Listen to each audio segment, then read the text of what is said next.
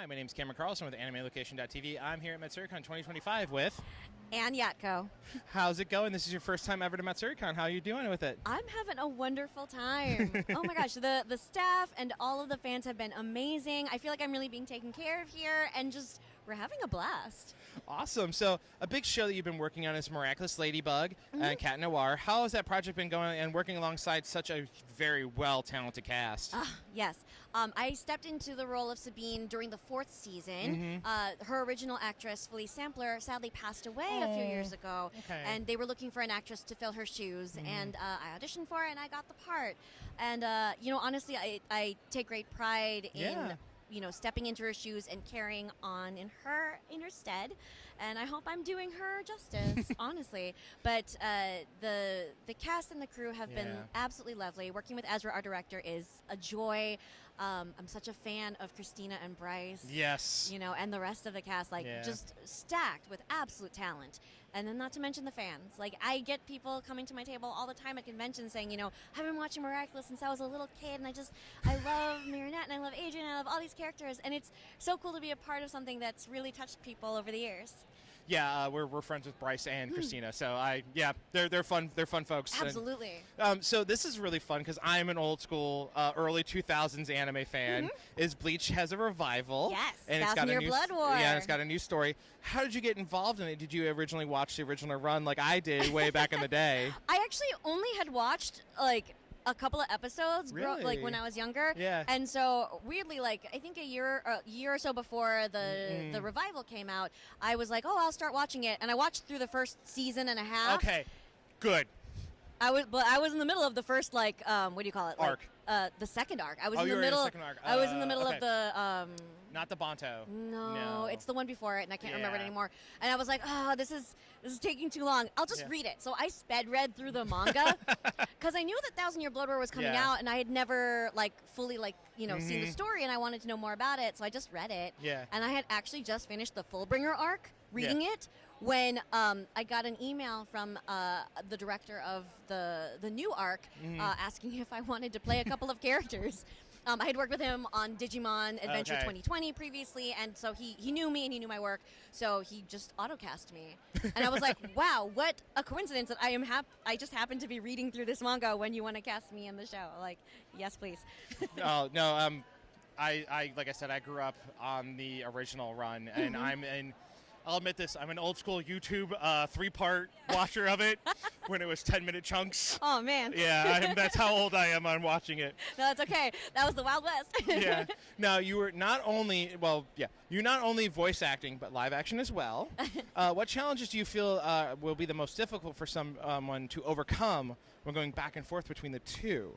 Well, what's interesting is that voiceover today, when you see casting breakdowns, they're always asking for very cinematic acting. Then we want it to be as realistic as possible. Even for anime, hear, I get a lot of sides being like, no, we really wanted to bring this down and kind of make it more of a cinematic quality. And so that's where I can really bring what I already know how to do kind of to the table. I have a degree in acting. I have an MFA in acting. Okay. So I trained for the stage, but I also took plenty of on-camera classes, and I've done stuff here and there, commercials and guest star roles.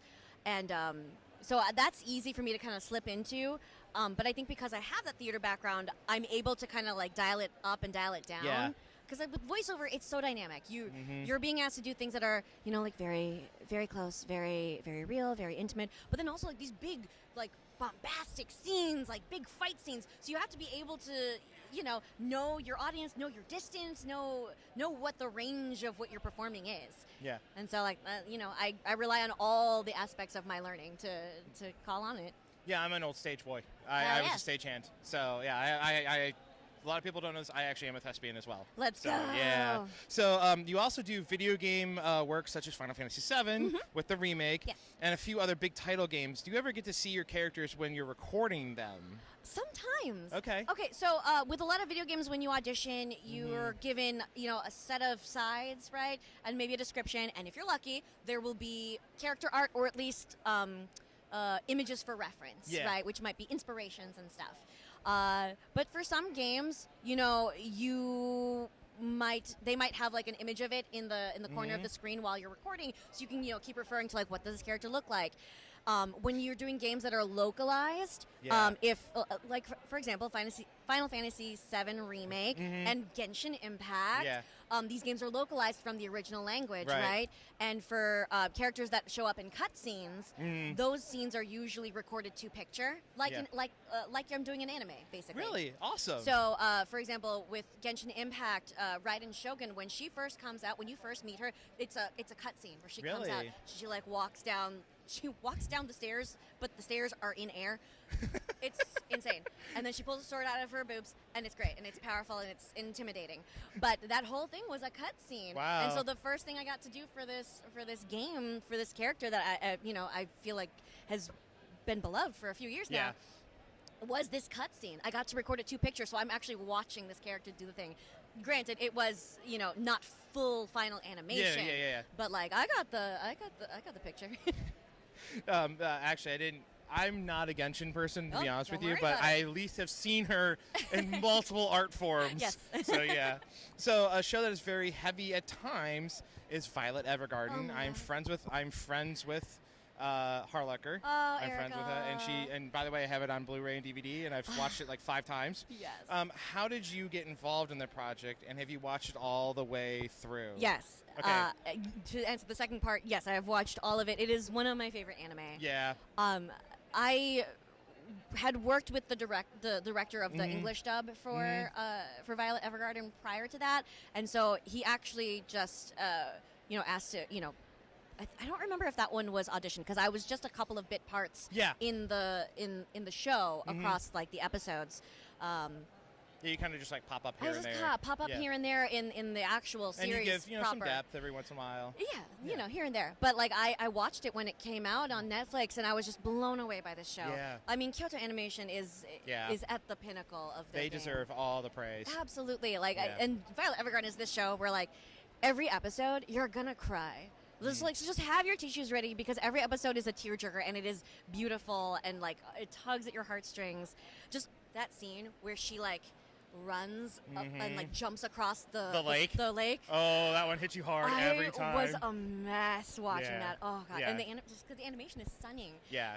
I was fortunate to also get to work on the final movie. Oh, you got to work on the movie? Yes. Okay. So the character Eurus. He's the little boy with the terminal illness. Yeah. That's me. Okay. And so, well, I need to watch the movie. So you haven't seen the movie? I haven't. Well, I've seen one of the movies. You saw the other one. Yes, the one that with the princess. Yes. And she's grooming her and teaching her how to be a princess. Okay. I have not watched the The other other one. That closes out the entire story. I didn't know that. It closes out the story. It's a beautiful ending. You will cry so much.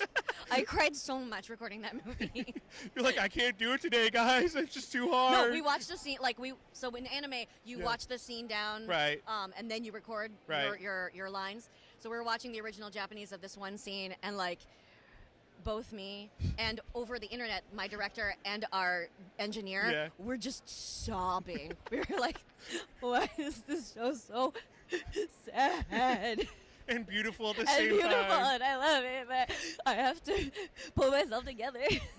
Because this was during the pandemic. I know. So that movie I recorded when I still lived in an apartment, and I was recording out of a closet. I love the closet. The closet booth always makes me laugh. I literally had like crumbled onto the floor of my closet watching this scene, just sobbing, just ugly tears. Yeah.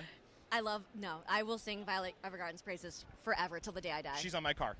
Yeah. Yeah, I have Erica on my car. Oh, I have a nice Violet just slapped right down the back window. I love that. Yeah. So, kind of finishing things up. Yes. One, do you have any projects you want to talk about that are not behind an NDA right now? Oh, yes. I'm currently working on an anime called Witch Watch. It is so cute. The mangaka of the series did Astra Lost in Space and Set Dance. Yeah, Astra Lost in Space. Shinohara, I believe is their name. If I got it wrong, I am so sorry. But Witch Watch is hilarious. Okay. It's about a girl who's a witch who she comes back. She grew up with her next door neighbor who was an ogre, an oni.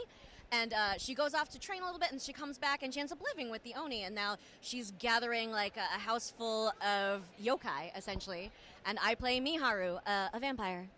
All right, and then real quick, two-parter. Yes. where can we find you online? And then, go ahead. Oh, you can find me online at Yatco on just about everything you can imagine. Instagram, Twitter, TikTok, YouTube. Yeah. And then what would you like to say to all the wonderful fans that give you so much love and support? Oh my God. Okay. I literally could not be where I am without all of you. So thank you for watching. Thank you for playing. Thank you for loving the things that I do. And I cherish you guys. Truly. And I have so much fun talking with you today. Thank you so much. Thank you.